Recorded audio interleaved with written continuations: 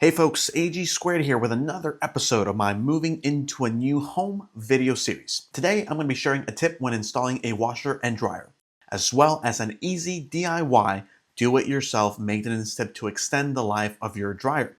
Beneficial to both homeowners and real estate investors. If like me, when you move into a new home, you'll likely buy a new washer dryer set like these. But before the installers arrive, go ahead and purchase a washer drain pan. It is only about $30 and it'll protect you from any possible washer leaks due to improper installation or a worn out drain hose. Purchasing and having these available prior to the appliance delivery will save you from having to lift the washer onto the pan yourself, and instead have the delivery folks give you a hand. Next, onto the dryer. The most important thing that your dryer needs from you is a clean duct. A duct filled with lint will force the dryer to have to work harder, therefore reducing its efficiency in drying your clothes and reducing its lifespan. And it may even become a safety and fire hazard. Let me show you what I use to clean the dryer duct in my home and across all my other rental properties. This kit is incredibly easy to use and only costs $30. The attachable rod allows it to extend up to 8 feet, so if you have a longer duct, be sure to purchase one that is longer. These rods are bendable to allow them to be pushed through the duct and past any potential 90-degree elbow. Putting it together is also very easy. Attaching the brush head is as easy as rotating it clockwise onto one of the rods. Make sure that is very tight on there. Attaching the desired number of rods is the same. Simply rotate the rod clockwise and make sure it's on there tight.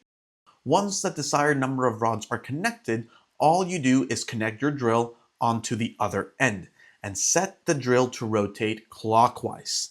If it rotates counterclockwise, then the rods or the brush head may come off inside the duct, and trust me, that would really suck. Also be sure to set the torque setting on the drill to a low setting, somewhere between 1 to 5. If using a torque setting that is too high, it may damage the rods or duct. Let's actually get to the duct and show this in action. Your dryer duct will be within the proximity of your dryer. If it's upstairs, then you may require a ladder to get access to it. For this home, the dryer is in the finished basement underneath, so the duct is easily within reach in the backyard. This is as easy as taking the brush and sliding it into the duct, pushing it as deep as it can go without forcing it too hard. Once you have it as deep as it can go, start the drill and let the brush do its thing. While the brush is spinning, slide the rod slightly back and forth, pushing it slightly in and out a few times. Repeat this pattern while incrementally pulling the brush fully back out. Take a look at all of that lint and dust coming out. Gross. This could cost you as much as $90 or even more, depending on your area, by having someone do this. But you saw just how easy this is to do it yourself with this kit. A matter of minutes. This is something worth doing once a year, but if you have a family with frequent use of the dryer, possibly twice a year. That's all for today, folks. If you found these tips useful, please give this video a like and consider sharing it with your family, friends, neighbors, and social circle.